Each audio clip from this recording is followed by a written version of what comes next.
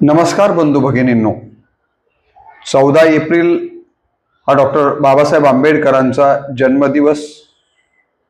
या निमित्ताने डॉक्टर बाबासाहेब आंबेडकरांच्या प्रतिमेला आणि विचारांना मी मनपूर्वक अभिवादन करतो। डॉक्टर बाबासाहेब आंबेडकर बोधिसत्व, प्रज्ञासूर्य व अनेक उपाधींनी या महामानवाला आपण संबोधित केलं तरी ते कमी पडणार आहे। एवढं मोठं उत्तुंग व्यक्तिमत्व याच महाराष्ट्रामध्ये जन्माला आलं आणि या भारताला खऱ्या अर्थानं जागतिक पातळीवरती राज्यघटनेच्या माध्यमातून असो की त्यांच्या वैचारिकतेच्या माध्यमातून दिग्भ्रमित करण्याचं काम ज्यांनी केलं त्या डॉक्टर बाबासाहेब आंबेडकरांच्या जीवनाचा आढावा आपण मागच्या एका व्हिडिओमध्ये डॉक्टर बाबासाहेब आंबेडकर जीवनचरित्र या व्हिडिओच्या माध्यमातून पाहिलेलाच आहे। या दुसऱ्या व्हिडिओच्या माध्यमातून आपण डॉक्टर बाबासाहेब आंबेडकरांचे एकूण 50 विचार या व्हिडिओमध्ये पाहणार आहोत। कुठलाही महापुरुष शरीरानं जेव्हा आपल्याला हे जग सोडून जातात, ते जरी शरीरानं निघून गेलेले असले तरी त्यांच्या कार्यानं आणि त्यांच्या विचारानं मात्र ते समाज व्यवस्थेमध्ये जिवंत असतात। त्यांचे सच्चे अनुयायी म्हणून आपल्याला या ठिकाणी जर त्यांच्या कार्यानुसार मार्गक्रमण करायचं असेल तर पहिल्यांदा आपल्याला त्यांचं चरित्र जसं समजून घेणं महत्त्वाचं आहे, तसे त्यांचे विचार समजून घेणं देखील अत्यंत महत्त्वाचं आहे। कारण त्यांच्या विचारांच्या मार्गावरून जर आपण योग्य पद्धतीने मार्गक्रमण केलं आणि त्या विचारानुरूप जर आपण जीवन जगत राहिलो तर आपलं देखील जीवन, मला असं वाटतं, समृद्ध व्हायला, आपलं देखील जीवन यशाच्या शिखराकडे जायला सुरुवात केल्याशिवाय राहणार नाहीये। आणि म्हणून महापुरुषांच्या विचारांचा जागर आपण त्यांच्या जन्मोत्सवाच्या, त्यांच्या पुण्यस्मरण दिनाच्या, महापरिनिर्वाण दिनाच्या निमित्तानं नेहमीच करत असतो। डॉक्टर बाबासाहेब आंबेडकरांचे विचार हे बहुजन उद्धारक आहेत। डॉक्टर बाबासाहेबांचे विचार हे खऱ्या अर्थानं माणसाला माणूस बनवणारे विचार आहेत। माणसाच्या मनामध्ये स्वाभिमान निर्माण करणारे विचार आहेत। माणसाच्या मनामध्ये शिक्षणाबद्दलची आस्था आणि प्रेम निर्माण करणारे हे विचार आहेत। मातृभूमी बद्दलचं मला असं वाटतं की अतीव प्रेम आपल्या अंतःकरणामध्ये निर्माण करणारे हे विचार आहेत। आणि अशा या विचारांचा 50 विचारांचा मागोवा या व्हिडिओच्या माध्यमातून घेण्यात आलेला आहे। आपल्याला विनंती आहे की आपण हा व्हिडिओ शेवटपर्यंत पाहून बाबासाहेबांच्या या विचारांचं, मला असं वाटतं, श्रवण करावं। केवळ श्रवण करावं असं नाही, तर हे विचार आपल्या पद्धतीनं आपल्या जीवनामध्ये प्रामाणिकपणे उतरविण्याचा प्रयत्न करावा, ही नम्र अपेक्षा सुरुवातीलाच मी या ठिकाणी व्यक्त करतो। आणि आपण तर हा व्हिडिओ श्रवण करावाच, परंतु बाबासाहेबांचे हे विचार जास्तीत जास्त लोकांच्या प्रती पोहोचवण्यासाठी हा व्हिडिओ अनेकांच्याकडे शेअर करावा, या व्हिडिओला लाईक करावं आणि आपल्या ज्या काही भावना आहेत त्या कमेंट बॉक्समध्ये मला असं वाटतं की व्यक्त व्हाव्यात। आणि जर चॅनल रामकृष्ण बदने सबस्क्राईब केलं नसेल तर आपण हे चॅनल सबस्क्राईब करून या चॅनलच्या वरती 100-150 जे मी वेगवेगळ्या विषयावरचे व्हिडिओ टाकलेले आहेत ते व्हिडिओ देखील आपण ऐकावेत, अशा प्रकारची सुरुवातीलाच नम्र अपेक्षा व्यक्त करतो। आणि बाबासाहेबांचे आपण 50 विचार या ठिकाणी क्रमाक्रमानं मी आपल्या समोर मांडणार आहे। डॉक्टर बाबासाहेब आंबेडकरांनी सांगितलं ते असं म्हणाले की शिका, संघटित व्हा आणि संघर्ष करा। हा अत्यंत महत्त्वाचा आणि पहिला विचार डॉक्टर बाबासाहेब आंबेडकरांचा या व्हिडिओच्या निमित्तानं आपण लक्षात घेतला पाहिजे। बाबासाहेब म्हणाले शिका, केवळ शिकून चालत नाही तर त्याच्याबरोबर तुम्ही संघटितही झालं पाहिजे आणि अन्यायाच्या विरोधामध्ये संघर्ष केला पाहिजे। हा अत्यंत महत्त्वपूर्ण विचार डॉक्टर बाबासाहेब आंबेडकरांनी दिलेला आहे। डॉक्टर बाबासाहेब आंबेडकरांनी मी केवळ या व्हिडिओ पुरता हा क्रम सांगतोय की जो दुसरा विचार त्यांनी आपल्याला दिला तो म्हणजे शिक्षण हे वाघिणीचे दूध आहे आणि तो जो कोणी प्राशन करील तो वाघासारखा गुरगुरल्याशिवाय राहणार नाहीये। आणि म्हणून बहुजनांना, दलित बांधवांना या ठिकाणी जर उद्धार करून घ्यायचा असेल तर कठीण जरी असलं, कारण वाघिणीचं दूध काही सहजासहजी उपलब्ध होत नाहीये, परंतु ते उपलब्ध झालं की मग मात्र तो वाघासारखा डरकाया फोडतो. तसं शिक्षण घेत असताना अनेक संकट येतील, परंतु त्या संकटांच्या वरती मात करा आणि शिक्षण प्राप्त करा, म्हणजे तुम्ही वाघासारखे या समाज व्यवस्थेमध्ये ज्ञानाच्या बळावर, कार्यकर्तृत्वाच्या बळावर गुरगुरल्याशिवाय राहणार नाहीयेत. हा अत्यंत महत्वाचा विचार त्यांनी आपल्याला दिलेला या ठिकाणी लक्षात येतो. डॉक्टर बाबासाहेब आंबेडकरांचा तिसरा विचार जर आपण बघितला तर डॉक्टर बाबासाहेब आंबेडकर म्हणतात, जा आणि आपल्या घराच्या भिंतीवर लिहून ठेवा. बहुजनांना सांगतात की जा आणि आपल्या घराच्या भिंतीवरती लिहून ठेवा की बहुजन समाजाला शासनकर्ती जमात बनायचं आहे. कशी जमात बनायचं आहे? शासनकर्ती जमात बनायचं आहे. कारण जोपर्यंत हा बहुजन समाज शासनकर्ती जमात बनत नाही आहे तोपर्यंत या समाजाचा खऱ्या अर्थाने विकास होऊ शकत नाहीये. आणि म्हणून तुम्ही घरावर जाऊन असं लिहूनच ठेवलं पाहिजे, म्हणजे सतत ते वाचून तुमच्या मनामध्ये शासनकर्ती जमात बांधण्याची प्रेरणा जिवंत राहील आणि त्या दृष्टिकोनातून तुम्ही प्रयत्न करत राहूत. अशा एक विचार, अत्यंत महत्वाचा विचार त्यांनी बहुजन समाजाला दिलेला आपल्याला दिसून येतो. बाबासाहेब जो चौथा विचार या व्हिडिओमध्ये मी घेतलाय तो हा की जो मनुष्य मरावयास तयार होतो तो कधीच मरत नाही. संतांनी सांगितलं, मरण माझे मरुनी गेले मज केले अमर. याच पद्धतीने डॉक्टर बाबासाहेब आंबेडकर या ठिकाणी सांगतात को जो माणूस मरावयास तयार होतो तो कधीच मरत नाही आणि जो मनुष्य मरणास भीतो तो अगोदरच मेलेला असतो. लक्षात आलं का? ज्यानं छातीवरती संकट झेलून मरणातला किंवा मरणाच्या छातीवर ज्यानं पाय ठेवला आणि मरणाच्या डोळ्यात डोळे टाकून जो भिडला त्याला कधीच मरण येत नाही. पण जो या ठिकाणी बाबासाहेब म्हणतात की जो मरणाला भीतो तो मरणाच्या आधीच मरून गेलेला असतो. आणि म्हणून आपण आपल्या आयुष्यामध्ये चांगलं काम करत असताना धारिष्ट सोडायचं नाहीये, मरणाला घाबरायचं नाहीये. चांगल्या कामासाठी सतत शौर्यानं आपण लढत राहिलं पाहिजे. हा विचार बाबासाहेब या ठिकाणी आपल्याला देताना दिसतात. बाबासाहेब पुढे काय सांगतात पाचव्या विचारामध्ये त्यांच्या, मत विकणे हा गुन्हा तर आहेच शिवाय तो आत्मघातही आहे. अलीकडच्या काळामध्ये मी परवा एक याच युट्यूब चॅनलवरती मतदानाच्या संबंधाने एक व्हिडिओ परवाच केलेला आहे, तो देखील आपण श्रवण केला पाहिजे. त्यामध्ये मी मतदानाचं महत्व विषद केलेलं आहे. त्यावेळेला मी असं म्हणालो की अलीकडच्या काळामध्ये लोकशाहीमध्ये नोट, घोट आणि ओट अशा प्रकारची परिस्थिती अलीकडे आपण पाहतो आहोत. तर बाबासाहेबांना ही गोष्ट पटत नाही आहे आणि म्हणून डॉक्टर बाबासाहेब आंबेडकरांनी सांगितलं, मत विकणे हा गुन्हा आहे. केवळ गुन्हाच नाही आहे तर मत विकणे हा आत्मघात आहे. कारण आपण आपल्याला आपल्या विचारसरणीला पसंत नसलेल्या माणसाला केवळ पैशाच्या किंवा अन्य कुठल्या तरी प्रलोभनाच्या बळी पडून जर मतदान देत असू तर आपल्या विचाराचं सरकार कसं येईल? आणि आपल्या विचाराचं सरकार नाही येणं म्हणजे आपण आपला आत्मघात करून घेण्यासारखा आहे. आणि म्हणून मत विकणे हा गुन्हाही आहे आणि तो आपल्यासाठी आत्मघातही आहे. त्यामुळं मत विकायचं नाही, स्वाभिमानी आपण राहायचं, अशा प्रकारचा विचार देखील बाबासाहेब सांगताना दिसून येतात. बाबासाहेब पुढच्या विचारात म्हणतात, ज्या वृक्षाच्या छायेखाली गुण्या गोविंदाने बसावयाचे आहे त्या छायेच्या फांद्या तोडण्याचा दृष्टपणा करू नका. म्हणतात ना, तुम्हाला माहिती आहे की कुऱ्हाडीचा दांडा गोतास काळ अशी आपल्याकडे एक म्हण आहे. त्याचं कारण काय आहे की ज्या झाडापासनं त्या कुऱ्हाडीला दांडा, झाडाचाच एक फांटा असतो ना, परंतु तोच दांडा काय करतो की त्या झाडाला तोडण्याचं काम करतो.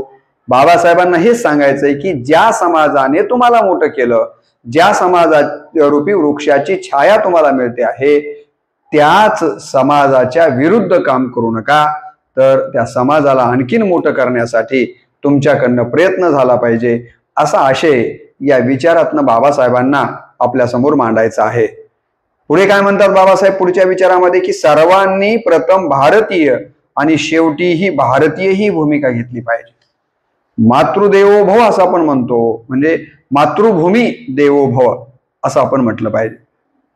आपण आईवर तर प्रेम केलंच पाहिजे, परंतु ज्या जन्मभूमीमध्ये, ज्या राष्ट्रामध्ये, राष्ट्रदेवो भव असं आपण इकडे म्हटलं गेलेलं आहे, तर त्या मातृभूमीवर देखील आपण जीवापाड प्रेम केलं पाहिजे.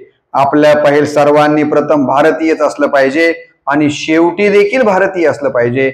म्हणजे बाबांना हे म्हणायचंय की आपली राष्ट्रनिष्ठा जिवंत असेपर्यंत आपण कधीही या कुडीमध्ये जोपर्यंत प्राण आहे तोपर्यंत राष्ट्राशी गद्दारी करायची नाहीये. राष्ट्रनिष्ठा आपल्या अंतःकरणामध्ये सतत तेवत असली पाहिजे. पुढे बहुजनांसाठी दिलेला त्यांचा जे काही महत्वाची पंचसूत्री आहे ती देखील आपण लक्षात घेण्यासारखी आहे. बाबासाहेब म्हणतात की बहुजनांनो, पहिलं काम काय करा, ह्या 5 सूत्रांचा अवलंब तुम्ही तुमच्या जीवनामध्ये केला पाहिजे. पहिलं सूत्र म्हणजे तुम्ही शिक्षित झालं पाहिजे. दुसरं सूत्र त्यांनी सांगितलं की नुसतं शिक्षित होऊ नका, तर चळवळ करायला शिका. तिसरं सांगितलं की तुम्ही संघटित व्हा. चौथं सांगितलं की तुम्ही स्वतःच्या प्रती आत्मविश्वास बाळगा. आणि 5वी गोष्ट सांगितली की कधीही धीर सोडू नका.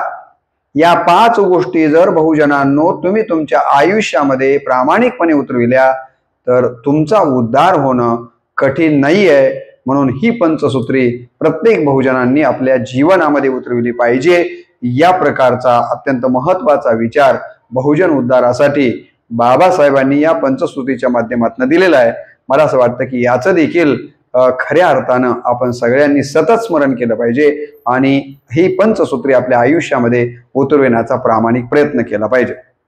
बाबासाहेबांनी विद्यार्थ्यांच्यासाठी जो विचार दिलेला आहे, जो या व्हिडिओ मधला 9वा विचार आहे, काय म्हणतात बाबासाहेब, विद्यार्थ्यांनी विद्या घेताना शिक्षणापेक्षा राजकारणात दंग होणं हा शैक्षणिक रास होय. विद्यार्थ्यांना त्यांनी सल्ला दिलेला आहे की विद्यार्थी मित्रांनो, ज्या काळामध्ये तुम्ही शिक्षण घेत आहात त्या काळामध्ये सर्वाधिक महत्व तुम्ही शिक्षणाला दिलं पाहिजे. राजकारणाकडे जास्तीचा वेळ तुम्ही देऊ नका. शिक्षणाच्या कालावधीमध्ये जर तुम्ही राजकारणामध्ये दंग राहिलात तर न इधर का न उधर का अशी अवस्था तुमची होऊ शकते. शिक्षण खंडित होऊ शकतं, शिक्षणाकडे दुर्लक्ष होऊ शकतं. म्हणून बाबासाहेबांनी विद्यार्थ्यांना हा विचार दिलेला आहे की शिक्षणाच्या कालावधीमध्ये विद्यार्थ्यांनी जास्तीत जास्त शिक्षण प्राप्त करण्याकडेच लक्ष देणं महत्वाचं आहे. जर असं नाही केलं तर बाबासाहेब म्हणतात त्या विद्यार्थ्याचा शैक्षणिक ऱ्हास होऊ शकतो. ही गोष्ट देखील विद्यार्थ्यांनी लक्षात घेतली पाहिजे.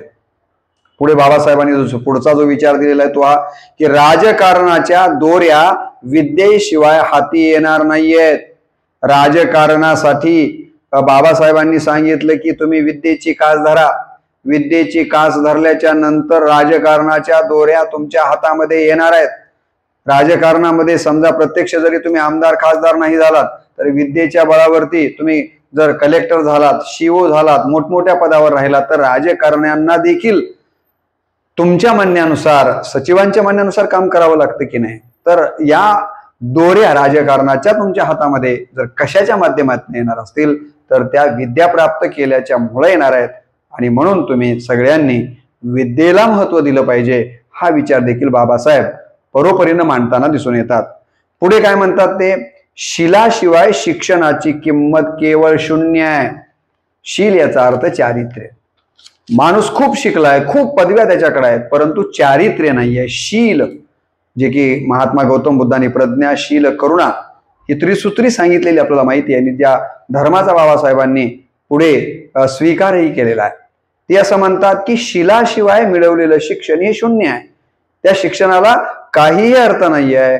शिक्षणाबरोबर शील किंवा चारित्र्य हे अत्यंत महत्वाचं आहे. या गोष्टीकडे देखील आपण लक्ष दिलं पाहिजे असा विचार देखील बाबासाहेब मांडताना आपल्याला दिसून येतात. पुढे विद्यार्थ्यांच्या संबंधानं बाबासाहेबांनी आणखीन जे काही हा जो विचार दिलेला आहे तोही महत्वाचा आहे, जो की या व्हिडिओमध्ये आपण 12वा विचार म्हणून घेतलेला आहे.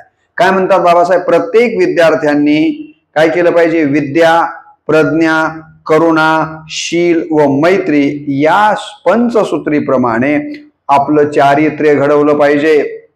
विद्यार्थ्यांनी 5 सूत्रांचा अवलंब करून आपलं चारित्र्य घडवण्याचा प्रयत्न केला पाहिजे. कोणते कोणते 5 सूत्र त्यांनी सांगितलेली आहेत. पहिल्यांदा विद्यार्थ्यांनी विद्या प्राप्त केली पाहिजे, प्रज्ञा प्राप्त केली पाहिजे, करुणा त्याच्या ठिकाणी असली पाहिजे, शील म्हणजे चारित्र्य त्याच्या ठिकाणी असलं पाहिजे, आणि मैत्री भाव त्याच्या अंतःकरणामध्ये असला पाहिजे. ही पंचसूत्री जर विद्यार्थ्यांनी आपल्या आयुष्यामध्ये उतरविली तर खऱ्या अर्थानं विद्यार्थ्याचा सर्वांगीण विकास होऊ शकतो. हाही विचार बाबांनी दिलेला आहे. बाबा पुढे म्हणतात, आत्मविश्वासासारखी दुसरी दैवी शक्ती नाहीये. काय केलं पाहिजे? प्रत्येकाने आत्मविश्वास बाळगला पाहिजे की होय होय मीच करणार आहे, माझ्यानंच हे होणार आहे, नाही नाही मी करणारच आहे, याला म्हणायचं दुर्दम्य इच्छाशक्ती किंवा आत्मविश्वास. आणि म्हणून बाबा म्हणाले की आत्मविश्वासासारखी दुसरी दैवी शक्ती नाही. आम्ही आमच्यातील आत्मविश्वास गमावता कामा नये. आपल्याकडे माहिती आहे की असं म्हटलंय ना, मन के हारे हार है, मन के जीते जीत. पराभव हा पहिल्यांदा रणांगणात होत नसतो, तो मनात होत असतो. मनानं पराभूत झालेला माणूस रणात कधीच विजयी होऊ शकत नाहीये. हे डॉक्टर बाबासाहेब आंबेडकरांना माहिती होतं.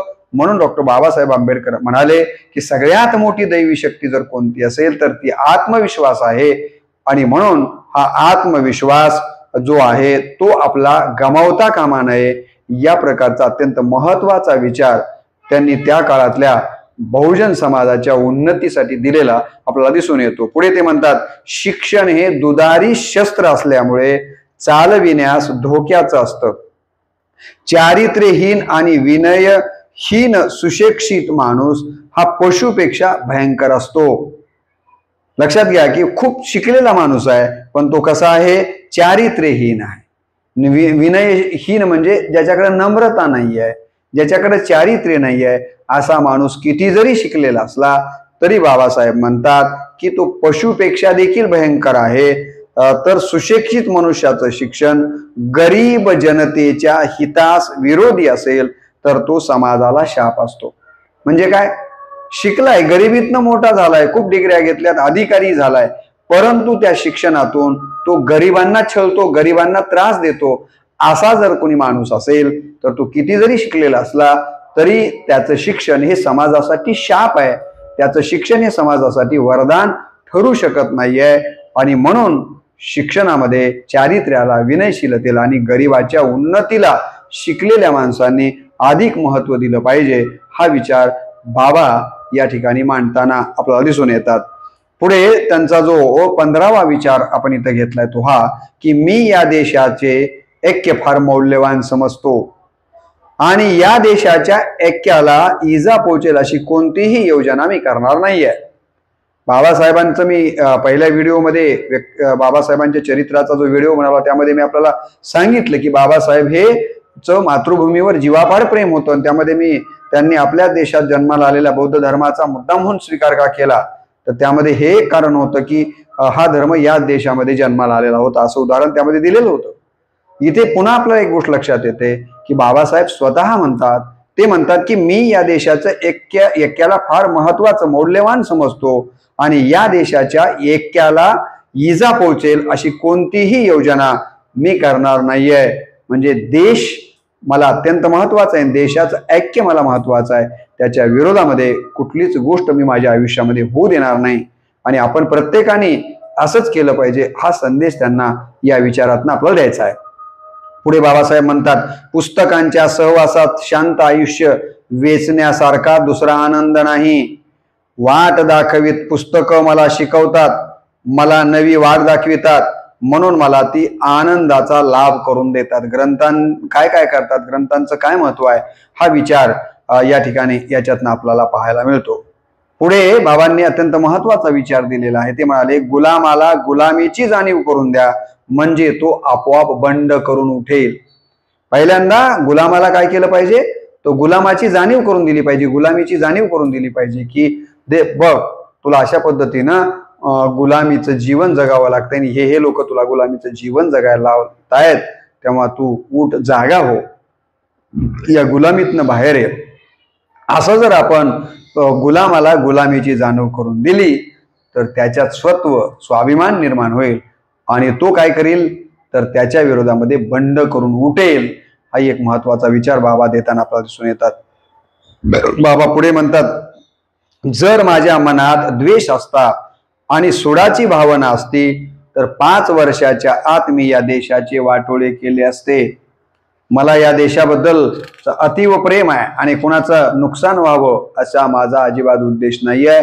तसं असतं तर मी 4-5 वर्षामध्येच या देशाचं नुकसान केलं असतं, पण मला तसं काही नुकसान करायचं नाही आहे आणि आपणही आपल्या आयुष्यामध्ये देशाचं नुकसान होईल असं कृत्य करू नये असं त्यांना यातनं सांगायचं आहे.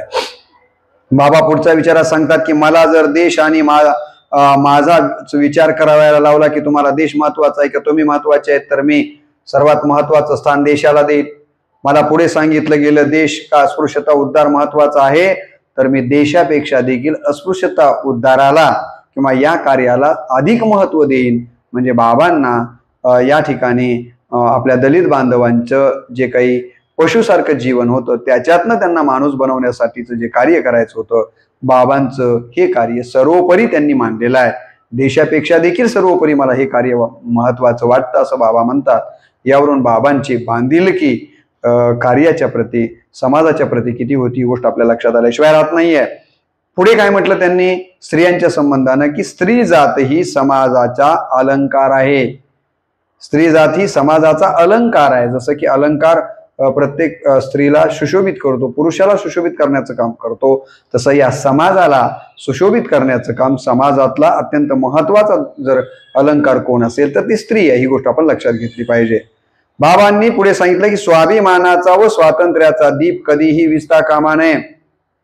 आपण आपल्या आयुष्यामध्ये स्वाभिमानाचा आणि स्वातंत्र्याचा दीप कधीच विझू द्यायचा नाहीये. किती जरी अडचणी आल्या तरी आपण स्वाभिमानाचा आणि स्वातंत्र्याचा दीप विझणार नाही याची काळजी घेतली पाहिजे. हा विचार देखील बाबांनी दिलेला आपल्याला दिसून येतो. पुढे बाबा काय म्हणतात की माझ्या लोकांच्या न्याय्य हक्कासाठी रस्त्यावरील कंदिलाच्या खांबावर कोणी फाशी दिली तरी त्याची मला पर्वा नाहीये. माझ्या लोकांच्या म्हणजे अस्पृश्य बांधवांच्या दलित बांधवांच्या न्याय्य हक्कासाठी मी लढतच राहणार आहे. बहुजनांच्या उन्नतीसाठी मी लढतच राहणार आहे. आणि हे काम करत असताना जर मला कोणी फाशी देण्याचा विचार जरी केला तरी मी ती स्वीकारेन, परंतु हे काम मात्र मी सोडणार नाहीये. अशा प्रकारचा त्यांचा विचारही अत्यंत महत्वाचा आपण या ठिकाणी लक्षात घेतला पाहिजे. पुढे त्यांनी सांगितलं की बुद्धीचा उपयोग भाकर शिक्षण व राज्यसत्ता मिळवण्यासाठी केला गेला पाहिजे असा एक विचार ते आपल्याला देताना दिसून येतात. त्यांचा 24वा विचार या व्हिडिओत आपण घेतलेला आहे. मनुष्याच्या अंगी जितके नैतिक बळ अधिक असेल, काय म्हणतात बघा, मनुष्याच्या अंगी जितके नैतिक बळ अधिक असेल तितका त्याचा आत्मविश्वास वाढत जातो आणि त्या ठिकाणी पराभवाची त्याला शेवटी सन्मानाने यश मिळविता येते. काय करता येतं? पराजयातून त्याला सन्मानाने यश मिळवता येतं जर त्याच्या ठिकाणी नैतिक बळ असेल तर. आणि म्हणून आपण आपल्या आयुष्यामध्ये नैतिक बळाला महत्व द्यावं हा विचार त्यांनी इथं दिलेला आहे. पुढे बाबा काय म्हणतात बघा, शील व सौजन्य नसेल तर शिक्षित माणूस हिंस्रू पशुपेक्षाही क्रूर व भीतीप्रद आहे. शिकला म्हणजे तो फार काही आदर देण्यासारखा आहे असं समजण्याचं कारण नाहीये. शिक्षणाबरोबर त्याच्याकडे शील असलं पाहिजे, म्हणजे चारित्र्य असलं पाहिजे आणि सौजन्य ही जी गोष्ट आहे जर असली पाहिजे. शील आणि सौजन्य नसेल आणि तो किती जरी शिकलेला असला तरी तो हिंस्र पशुपेक्षा किंवा कमी त्याला समजण्याचं कारण नाहीये. क्रूर आणि तो भीतीप्रद आहे, त्यापासून आपण लांब राहावं अशा प्रकारचा तो माणूस बनण्याची शक्यता आहे. शील आणि सौजन्य नसणारा सुशिक्षित माणूस असं त्या विचारामध्ये सांगतात. सैन्यात भरती होऊन काय म्हणतात सन्मानाच्या जागा काबीज करा. आपल्या बांधवांना सांगताना त्यांनी सांगितलं की आता एक काम करा, तुम्ही सैन्यामध्ये भरती व्हा आणि सन्मानाच्या जागा पटापट पटकवा. हा विचारही त्यांनी आपल्या बहुजनांना काय करावं आपल्या आयुष्यामध्ये त्यासाठीचा दिलेला अत्यंत महत्वाचा विचार आहे. पुढे बाबासाहेब आपल्या ग्रंथ प्रेमाच्या बद्दल काय म्हणतात बघा, की एखादा प्रियकर ज्याप्रमाणे आपल्या प्रेयसीवर प्रेम करतो त्याचप्रमाणे माझ्या पुस्तकावर प्रेम आहे. मी माझ्या पुस्तकावर किती प्रेम करतो तर एखादा प्रियकर जसा अंतकरणातनं प्रेयसीवर प्रेम करतो तितकं मी प्रेम माझ्या पुस्तकांच्या वरती करतो असं बाबांनी एकदा बोलताना आपला विचार व्यक्त केलेला आहे. पुढे काय म्हणतात बघा, तिरस्कारणीय, गुलामगिरी, अमानुष अन्याय यांच्या गर्तेत पिचत पडलेल्या ज्या समाजात मी जन्माला आलो आहे त्या समाजाची गुलामगिरी नष्ट करण्यात अपयशी ठरलो तर स्वतःला गोळी घालीन. म्हणजे हे काम करत असताना डॉक्टर बाबासाहेब आंबेडकरांचा आत्मविश्वास किती आहे बघा, म्हणजे बांधिलकी किती आहे ही गोष्ट लक्षात येते. ते म्हणतात की मी कोणत्या समाजामध्ये जन्माला आलेलो आहे, ज्या समाजाला तिरस्करणीय दृष्टिकोनातनं पाहिलं जात आहे, जो समाज गुलामगिरीचं जीवन जगतो आहे, अमानुष अन्याय ज्याच्यावरती केला जातो आहे, आणि अशा या सगळ्या गोष्टींच्या मध्ये जो समाज पिचत पडलेला आहे आणि अशा समाजामध्ये मी जन्माला आलेलो आहे, या समाजाची गुलामगिरी नष्ट करण्याचा मी प्रयत्न करणार आहे. आणि यामध्ये जर मी अपयशी ठरलो तर मी माझं जीवन गोळी झाडून घेऊन समाप्त करेन, कारण मग असलं जीवन मला काही कामाचं वाटणार नाहीये. म्हणजे मी आत्ताच म्हटल्याप्रमाणे त्यांची बांधिलकी आपल्या समाज बांधवांच्या प्रती म्हणजेच वंचितांच्या प्रती, दलितांच्या प्रती किती होती ही गोष्ट याच्यातनं लक्षात येते. बाबासाहेबांनी संविधानाबद्दल बोलताना सांगितलं की संविधान कितीही चांगलं असो, जर त्याला अंमलात आणणारे सदस्य चांगले नसतील तर ते संविधान निश्चित रूपी वाईटच ठरेल. आणि संविधान कितीही वाईट असले आणि जर त्याला अंमल करणारे सदस्य चांगले असतील तर ते संविधान नक्कीच चांगले ठरेल. म्हणून संविधान राबवणाऱ्या कसे आहेत यावरती संविधानाचं महत्व आहे, हा विचार यातनं त्यांनी आपल्यासमोर मांडलेला आहे. पुढे ते म्हणतात, मोठ्या गोष्टींचे बेत करण्यापेक्षा छोट्या गोष्टींनी आरंभ करणं अधिक श्रेयस्कर असतं. बऱ्याच वेळा आपण मोठ्या मोठ्या गोष्टी बोलत असतो, मला हे करायचंय, मला ते करायचंय. बाबा म्हणतात की मोठ्या गोष्टींचा बेत करण्यापेक्षा छोट्याच गोष्टींना का असेना परंतु शीघ्रश शुभम, है की नाही, म्हणजे काय करा, लगेच सुरुवात करा. म्हणजे हा विचार त्यांना सांगायचा आहे की केवळ म्हणजे मोठे मोठे स्वप्न बघण्यापेक्षा छोटेच का असेनात परंतु ते लगेच सुरू करणं गरजेचं आहे असं त्यांना म्हणायचंय. हक्क मागून मिळत नसतो तर त्यासाठी तुम्हाला संघर्ष करावा लागतो. दे रे हरीण पलंगावरी असं कधी होत नसतं. एखादा हक्क जर तुम्हाला प्राप्त करायचा असेल तर तो मागितल्याने मिळत नाहीये, त्यासाठी संघर्ष करावा लागतो. आणि म्हणून आपण हा हक्क प्राप्त करण्यासाठी संघर्षाची तयारी ठेवली पाहिजे, हा विचार बाबा इथं देत असताना आपल्याला दिसून येतात. बाबा पुढे म्हणतात की जे इतिहास विसरतात ते इतिहास घडवू शकत नाहीत. या जगामध्ये इतिहास कोण घडवलेला आहे? इतिहास त्या लोकांनी घडवला ज्यांना इतिहासाचं स्मरण होतं. परंतु जी माणसं इतिहासाचं विस्मरण करतात किंवा इतिहास विसरून जातात ती माणसं जगामध्ये नवा इतिहास घडवू शकत नाही आहेत. आणि म्हणून आपण सगळ्यांनी इतिहासाचं सतत स्मरण ठेवलं पाहिजे. इतिहास कधीच आपण विसरता कामा नये, हा सल्ला त्यांना या विचाराच्या माध्यमातून आपल्याला द्यायचा आहे. त्यांचा जो 33वा विचार आपल्याला पाहायचा आहे तो हा, जर तुमच्याकडे 2 रुपये असतील तर 1 रुपयाची भाकरी घ्या आणि 1 रुपयाचं पुस्तक घ्या, कारण भाकरी तुम्हाला जगण्यास मदत करेल आणि पुस्तक तुम्हाला कसं जगायचं हे शिकवेल. हा अत्यंत महत्वाचा विचार बाबांनी या ठिकाणी दिलेला दिसून येतो. बाबा पुढे म्हणतात की मी असा धर्म मानतो जो स्वातंत्र्य, समता आणि बंधुतेची शिकवण देतो. मला तो धर्म प्रिय वाटतो की जो स्वातंत्र्य, समता आणि बंधुतेला महत्व देतो. जो धर्म या 3 मूल्यांना मला असं वाटतं की महत्व देत नाहीये, त्या धर्माबद्दल माझ्या अंतःकरणामध्ये आस्था नाहीये असं त्यांना म्हणायचंय. तोच धर्म श्रेष्ठ आहे जो स्वातंत्र्य, समता आणि बंधुतेला महत्व देतो. म्हणून धर्माबद्दलचं त्यांचं मत किंवा विचार इथं आपल्याला पाहायला मिळतो. बाबा पुढे सांगतात की नशिबावर विश्वास ठेवण्यापेक्षा स्वतःच्या ताकदीवर विश्वास ठेवा. नशीब माझं नशीब आहे, नशिबातच होतं असं म्हणण्यापेक्षा नशिबावर विश्वास ठेवण्यापेक्षा ताकदीवर विश्वास ठेवा की नाही माझ्याकडे ही ताकद आहे आणि मी हे करणार आहे. जर असं आपण केलं तर निश्चितपणे आपल्याला जे प्राप्त करायचंय, जे ध्येय आपण साध्य करायचं ठरवलंय ते निश्चितपणे आपण साध्य करू शकतो असं त्यांना या ठिकाणी सांगायचंय. पुढे काय म्हणतात, त्यांचा जो 36वा विचार मी इथे घेतलेला आहे, माणूस धर्माकरिता नाही आहे तर धर्म माणसाकरिता आहे. ही गोष्ट प्रामुख्याने बऱ्याच वेळा गफलत अशी होते की माणूस हा धर्माकरता नाहीये, तो धर्म माणसाकरता आहे.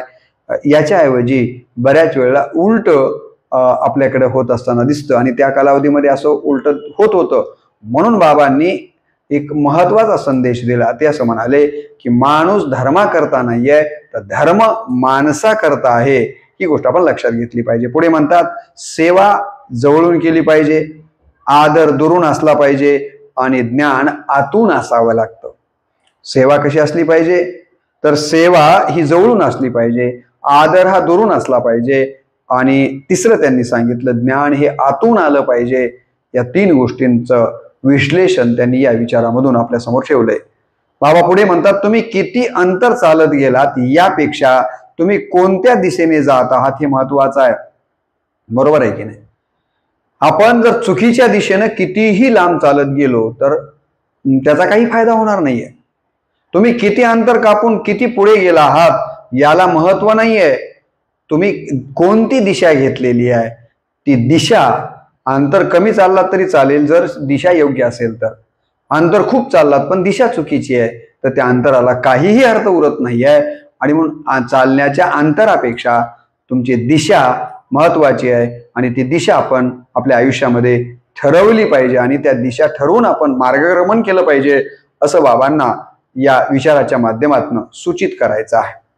बाबा पुढे त्यांचा जो 39वा विचार मी इथे घेतलेला आहे तो हा की स्वतःची लायकी विद्यार्थी दशेतच वाढवा. कारण कसं आहे की पुढे जेव्हा आपलं विद्यार्थी दशा संपते आणि जेव्हा आपण गृहस्थ आश्रमामध्ये येतो आपलं वय वाढत जातं तसं तसं अनेक बाकीच्या जबाबदाऱ्या वाढत असल्यामुळे ज्ञानाचे कण वेचण्यासाठीचे मला असं वाटतं की जीवनामध्ये बरेचसे अडथळे येऊ शकतात. आणि म्हणून बाबांना हे सांगायचं की स्वतःची लायकी सिद्ध करण्याचा सर्वात चांगला काळ जर कोणता असेल तर ती आहे विद्यार्थी दशा. आणि म्हणून आपण आपली लायकी ही विद्यार्थी दशेमध्येच या ठिकाणी काय केली पाहिजे, वाढवली पाहिजे असा विचार बाबा इथं देत असताना आपल्याला दिसून येतात. पुढे बाबांचा जो 40वा विचार इथं मी घेतलेला आहे तो हा की माणसाला दारिद्र्याची नव्हे तर त्याच्या दुर्गुणांची लाज वाटली पाहिजे. बऱ्याच वेळेला माणूस गरिबी आली की लाजायला लागतात. बाबांना असं म्हणायचंय की दारिद्र्य आलं म्हणून अजिबात लाजू नका, पण कशाची लाज वाटली पाहिजे, आपल्या ठिकाणी जे दुर्गुण आहेत, वाईट गुण आहेत, त्या वाईट गुणांची मात्र आपल्याला निश्चितपणे मनाला लाज वाटली पाहिजे. दारिद्र्याची लाज बाळगण्याचं काही कारण नाहीये. हा किती महत्वाचा संदेश बाबांनी त्या कालावधीमध्ये जो बहुजन समाज दारिद्र्यामध्ये खितपत पडलेला होता आणि दारिद्र्यामुळं तो लाजत होता परंतु सद्गुणी होता तो. तर बाबांनी सांगितलं की तुमच्याकडे सद्गुण आहेत म्हणजे तुम्ही सद्गुणानं श्रीमंत आहात, जरी भौतिक सुविधेनं तुम्ही दरिद्री असलात तरी.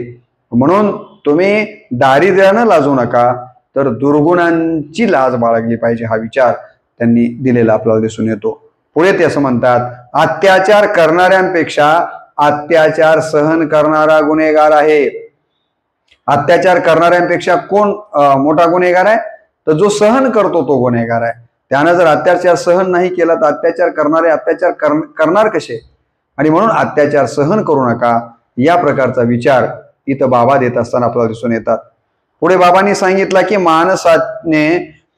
माणसाने खावे जगण्यासाठी पण जगावं समाजासाठी. माणसानं कशासाठी खायचं तर जगण्यासाठी खायचं. कशासाठी खायचं माणसानं, बाबा म्हणतात जगण्यासाठी खायचं, पण जगावं कशासाठी तर समाजासाठी जगलं पाहिजे.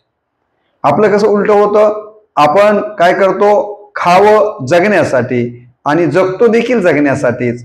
पण बाबा तसं सांगत नाहीये. बाबा म्हणतात खावं जगण्यासाठी पण जगावं समाजासाठी. हा अत्यंत महत्वाचा विचार बाबा या ठिकाणी देत असताना आपल्याला दिसून येतात. बाबांचा या व्हिडिओमध्ये मी जो 42वा विचार घेतलाय तो आहे की आयुष्य लांब असण्यापेक्षा महान असलं पाहिजे. 100 वर्ष जगले, 110 वर्ष जगले, परंतु काय केलं काय, कहाँ गए तो कहीं भी नहीं और क्या लाया तो कुछ भी नहीं. अशी जगण्याला लांबी असून चालत नाहीये तर ते जगणं महान असलं पाहिजे. म्हणजेच बाबांना हे म्हणायचंय की त्या जगण्याला लांबी बरोबर रुंदी खोली असणं अत्यंत गरजेचं आहे.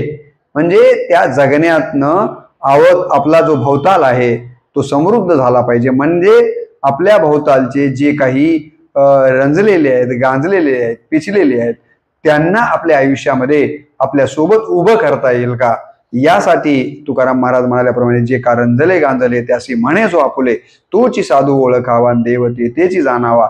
असं जगणं जर असेल तर ते कमी लांबीचं म्हणजे कमी आयुष्य त्याला जरी लाभलं असलं तरीही ते आयुष्य अत्यंत महत्वाचं आहे. परंतु आयुष्याला खूप लांबी आहे, खूप दिवस जगलाय, पण साडी गाडी आणि माडी, नोकरी छोकरी आणि टपरी, बाल्या बाल्याची मायन बाली, राहायला 10 बाय 10ची खोली, एवढ्या पुरतच मी आणि माझं एवढ्या पुरतच जगत असेल तर त्या जगण्याला काही अर्थ नाही. हा अत्यंत महत्वाचा विचार देखील बाबा आपल्या समोर ठेवून जातात. ही गोष्ट आपण लक्षात घेतली पाहिजे. बाबा पुढे सांगतात, शक्तीचा उपयोग वेळ आणि काळ पाहूनच करावा. आपल्याकडे कोणत्याही प्रकारची जी शक्ती असेल ना, ती शक्ती कोणत्या वेळी वापरावी, कोणत्या काळात वापरावी, मला असं वाटतं की हे पहिल्यांदा ठरवूनच त्याचा तसा पद्धतीचा वापर केला पाहिजे. वेळ काळ न ठरवता जर आपण शक्तीचा वापर केला तर कदाचित ती शक्ती वापरलेली तिचा जो सकारात्मक परिणाम व्हायला पाहिजे तो न होता नकारात्मक परिणाम होईल आणि ती शक्ती वाया जाण्याची शक्यता नाकारता येत नाही किंवा त्या शक्तीतनं विपरीत घडण्याची शक्यता देखील नाकारता येत नाहीये. म्हणून काळ आणि वेळ लक्षात घेऊन आपण शक्तीचा वापर केला पाहिजे. हा देखील सल्ला बाबा या विचारातनं देताना आपल्याला दिसून येतात. आणि बाबांचा जो आज अनेक ठिकाणी स्लोगन आपण पाहतो की महत्वाचा विचार त्यांनी दिला, वाचाल तर वाचाल. आणि आज आपण बघतोय की दलित उद्धार मोठ्या प्रमाणावर, आज दलित बांधव मोठ्या मोठ्या पदावरती जाऊन पोहोचलेले आहेत. बहुजन समाज आज सत्तेच्या केंद्रस्थानी प्रशासनामध्ये मोठ्या प्रमाणावर पाहायला मिळतोय. त्याचं कारणच जर काय असेल तर बाबांचं हे जे स्लोगन आहे की वाचाल तर वाचाल. ज्यांनी आज आपण पाहतोय दीक्षाभूमीला नागपूरला जाऊ द्या की चैत्यभूमी दादरला जाऊ द्या, कुठेही गेला तर आमचा दलित बांधव ग्रंथ खरेदी केल्याशिवाय तो घरी येत नाही. वय त्याचं किती जरी असलं तरी तो ग्रंथच घेऊन घरी येतो. बुकावर बुक्यापेक्षा जास्त प्रेम करतो. कारण बाबांचा हा विचार त्याने आपल्या काळजावर करून ठेवलाय की वाचाल तर वाचाल. आणि आपण देखील सगळ्यांनी हा विचार आपल्या आयुष्यामध्ये उतरवण्याचा प्रयत्न केला पाहिजे. बाबांचा 45वा विचार 45वा विचार मी इथे घेतलाय, जगामध्ये स्वाभिमानाने जगायला शिका. या जगात काहीतरी करून दाखवायचं आहे अशी महत्वाकांक्षा सदैव तुमच्याकडे असली पाहिजे. लक्षात ठेवा, जे संघर्ष करतात तेच यशस्वी होतात. संघर्षाला घाबरायचं नाहीये. जे संघर्ष करतात, तुम्हाला माहिती आहे की सोन्याला सोने पण का प्राप्त होतं, कारण ते अग्नीशी संघर्ष करतं, त्याच्यातून तावून सुलाखून निघतं, म्हणून तर त्याला सोनेपणाची किंमत आलेली आपल्याला माहिती आहे. जगात अशी कोण मोठी माणसं आहेत की ज्यांनी संघर्ष केलेला नाहीये. प्रत्येकाने संघर्ष केला. संघर्षाशिवाय आपलं जीवन उजळून निघत नाहीये किंवा जीवनामध्ये मोठेपण येत नाही. म्हणून संघर्षानं घाबरू नका. संघर्ष जरी आला तरी त्याचा सामना करत करत तुमचं काम प्रामाणिकपणे करत राहा. निश्चितपणे आपल्या आयुष्यामध्ये यश आल्याशिवाय राहत नाही असं बाबांना म्हणायचंय. पुढे ते म्हणतात की तुम्ही वाघासारखे बना, म्हणजे तुमच्या वाटेला कोणीही जाणार नाहीये. शेळीसारखं जर भित्रे बनाल तर तुम्हाला कोणीही केव्हाही मारून खाईल. तुम्ही वाघासारखं बनलं पाहिजे. वाघासारखे बनलात तर तुमच्या वाटेला कोणीच येणार नाहीये. त्या संस्कृतमध्ये एक श्लोक आहे ना की बकरे कोंबडेच लोक त्यांचाच बळी देतात, वाघाचा सिंहाचा कोणी बळी देत नाहीये. कारण वाघ आणि सिंह इतके काही साधे नाहीयेत की कोणी जाऊन त्याला पकडावं आणि त्यांचा बळी घ्यावा. तसं तुमचा बळी जर जाऊ द्यायचा नसेल तर तुम्ही वाघासारखं बनलं पाहिजे. अशा प्रकारचा एक अत्यंत महत्वाचा विचार बाबा देताना आपल्याला दिसून येतात. बाबा पुढे म्हणतात, इतरांचे दुर्गुण शोधण्यापेक्षा त्यांच्यातील सद्गुण शोधावेत. बऱ्याच वेळेला आपण इतरांच्या डोळ्यातलं आपल्याला कुसळ दिसतं, परंतु आपल्या डोळ्यातलं मुसळ दिसत नाहीये. बऱ्याच वेळेला आपण दुसऱ्यातले 99 गुण असतात आणि एखादा दुर्गुण असतो. आपण 99 सद्गुणांकडे दुर्लक्ष करतो आणि एका दुर्गुणाची त्याच्या चर्चा करत असतो. बाबा म्हणतात असं करू नका. दुसऱ्यामध्ये असणारे सद्गुण शोधा, दुर्गुणांना बाजूला सारा. असं जर केलात तर तुमच्यात देखील सद्गुणांचीच वृद्धी होईल. यासाठी हा विचार देखील अत्यंत महत्वाचा आहे.